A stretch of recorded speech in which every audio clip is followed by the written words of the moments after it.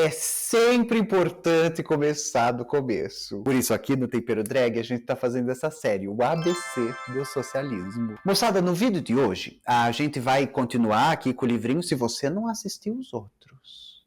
Pra eu descobrir o nome do seu primeiro namorado, editar as fotos dele com um tanquinho numa casa de sucesso, cheio de cabelo, sem nenhuma ruga no rosto, te mandar no direct e perguntar: e você, como você tá? É 2, meu amor, que eu tenho amigos hacker.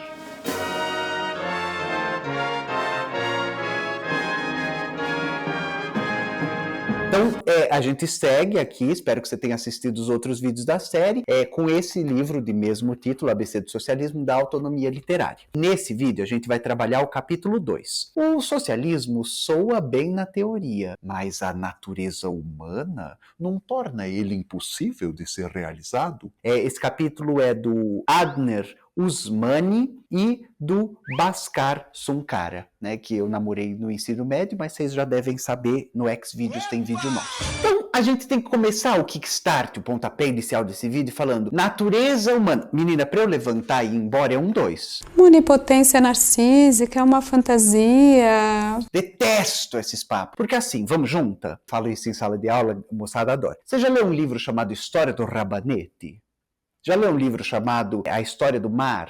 Já leu um livro chamado A História da Colina? Porque aquilo que é natural não tem história. No máximo tem um processo geológico. Só tem história aquilo que é uma produção humana, natureza humana. A gente não nasceu de uma bromélia, né? A gente não vem de uma cachoeira. A nossa subjetividade, a nossa construção, o que nos faz humanos, está dado a partir do processo social no qual estamos inseridos. Somos seres bio, psíquico, histórico, sociais, culturais. Só o bio que está aqui, o resto, menino, é tudo sociedade. Então, uma natureza humana. E aí, magicamente, toda vez que alguém usa esse papo, é para dizer: não, o socialismo é lindo, né? Vai todo mundo se abraçar de mãos dadas na Ecovila dos Novos Baianos. Hoje é dia 4 de dezembro de 2009. Mas a natureza humana, ela é competitiva e egoísta. Então não dá, porque naturalmente nós somos podres, maus, inescrupulosos. Meu anjo, vamos junta, não sei com quem você anda andando. A gente, aqui no Tempero, já fez um Mulheres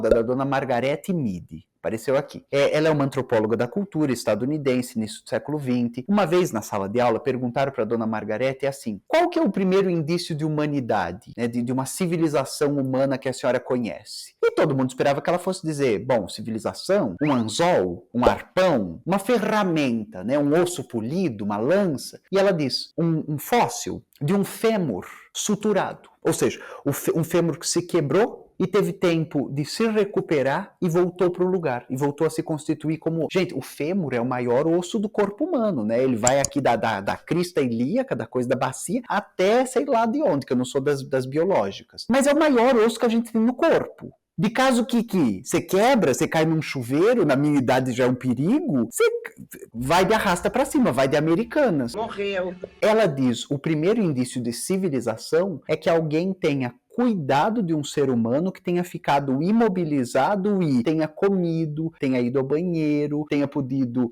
ser cuidado, ser limpo, ser alimentado, ser vigiado, ser protegido e ter a sua perna de volta para andar. Esse é o maior indício que a gente tem de uma civilização. Se a gente for acreditar que a gente é egoísta, mesquinho, violento, virulento, acabou. É exatamente o contrário disso. E até os liberais safados concordam. O Yuval Noah Harari, autor do Sapiens, ele é um liberal safado. Ele vai inclusive dizer que a nossa mente, um dos nossos mecanismos de defesa de natureza humana, eu não acredito em nada disso, seria a ideia de permanecer em grupo, de querer fazer parte do grupo, de querer estar em grupo. Somos seres sociais. E como que te enfia goela abaixo? De que somos inescrupulosos, violentos, egoístas, blá, blá, blá. Claro, a história da humanidade é a história do lixão. Seu Carlinho já dizia isso. A história de todas as sociedades que a gente conhece é a história da luta de classes.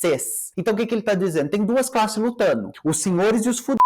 Mas, gente, se tem duas classes lutando, é porque tem coletividade entre a classe. Você luta em coletivo, em coletividade. Então, ao mesmo tempo que tem uma chave de leitura negativa, é essa chave de leitura negativa que abre a positividade para a gente ler. Somos seres desenfreados, competitivos.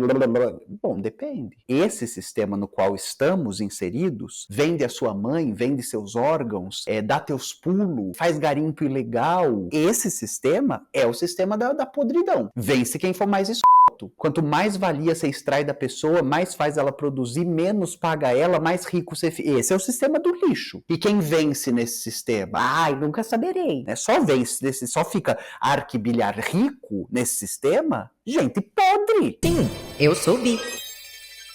Bilionários não deveriam existir. Agora, uma coisa que é importante a gente pensar é o seguinte: se a nossa luta é no coletivo, isso nos dá um indicativo, assim. Vou me rebelar, vou me revoltar. Pensa aí no seu contexto de trabalho. Tem alguma coisa acontecendo de errado. Se você vai se tornar um problema, um aluno problema, um funcionário problema, normalmente você é desligado.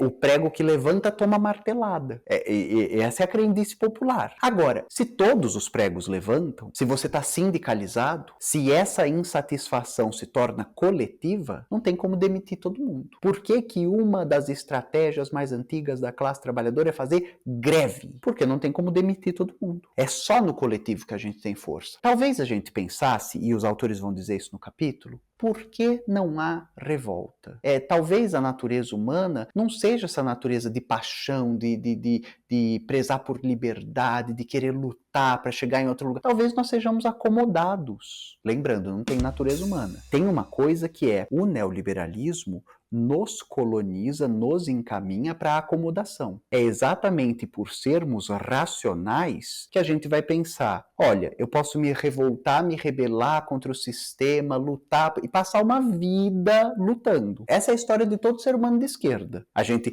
nasce, cresce, fica velho e morre lutando. A vida é lutar. Ou eu vou falar, o sistema não tem jeito mesmo, eu vou aqui trabalhar, ganhar meu salarinho, se Deus quiser, de final de semana, no final do ano, talvez nas férias, eu consigo ir pra praia, tomar uma cerveja. Isso é vida, moçada. É isso que vocês querem pra vocês? Vocês querem apodrecer, ter no seu trabalho sugado, não ter R$1 na conta, tá sempre fudido, desesperado pra pagar aluguel. Isso é vida? É isso que é viver? E exatamente porque a gente é racional, muitos de nós, em vez de lutar por coletividade, vai falar, mais vale, né? Sozinho eu não vou conseguir nada. Não. A dissipação do mundo do trabalho como conhecíamos, por exemplo, uberiza todo mundo. Quem são teus colegas de trabalho? Quais são teus laços de afetividade e coletividade? Como você se identifica com uma classe trabalhadora se você não tem mais horário de trabalho, não tem mais local de trabalho, não tem mais colega de trabalho? E mesmo assim, aqui no Brasil a gente tem os breques dos aplicativos. Mesmo assim, os entregadores e as entregadoras se coletivizam e fazem luta. Então, isso é luta de classes. É a classe dominante, a classe dos senhores, explodindo a realidade do trabalho. Não tem mais carteira assinada, todo mundo pejotizado, todo mundo uberizado, todo mundo precarizado. E essa classe ainda encontra ferramenta para lutar. Agora, uma coisa que a gente tem que pensar é, por que não tem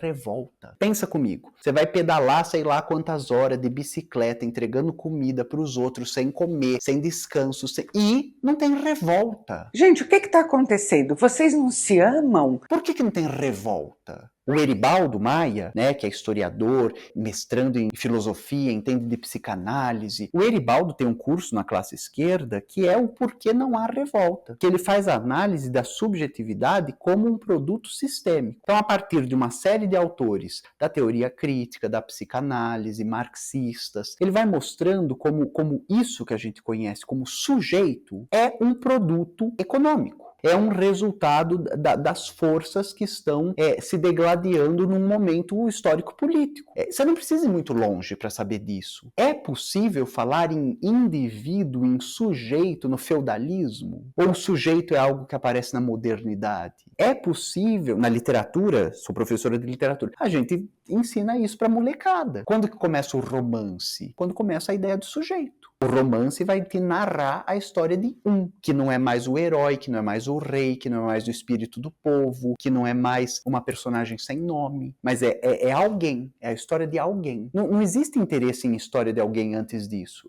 é com o surgimento do sujeito. Agora volta. Se você consegue entender que o sujeito é um produto de um momento histórico, e que esse momento histórico visa produzir sujeitos desarticulados, tristes, individualizados, atomizados. Por que será que a gente toma tanto antidepressivo? Por que será que a gente toma tanto ansiolítico? Será que é porque os nossos laços sociais foram para...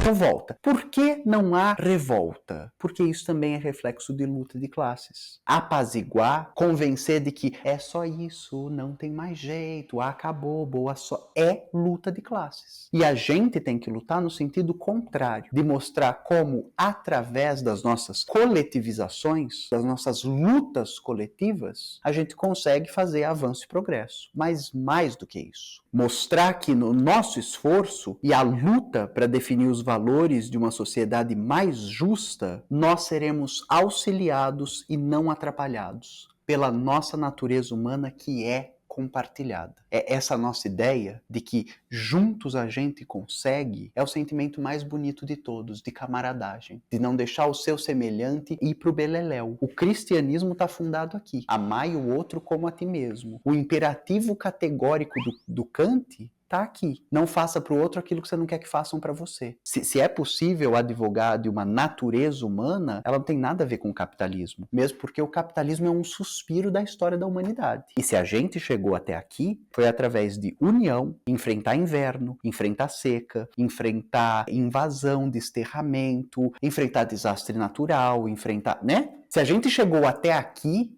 sem garra, sem presa, sem asa, é porque a gente tem um mecanismo de coletividade.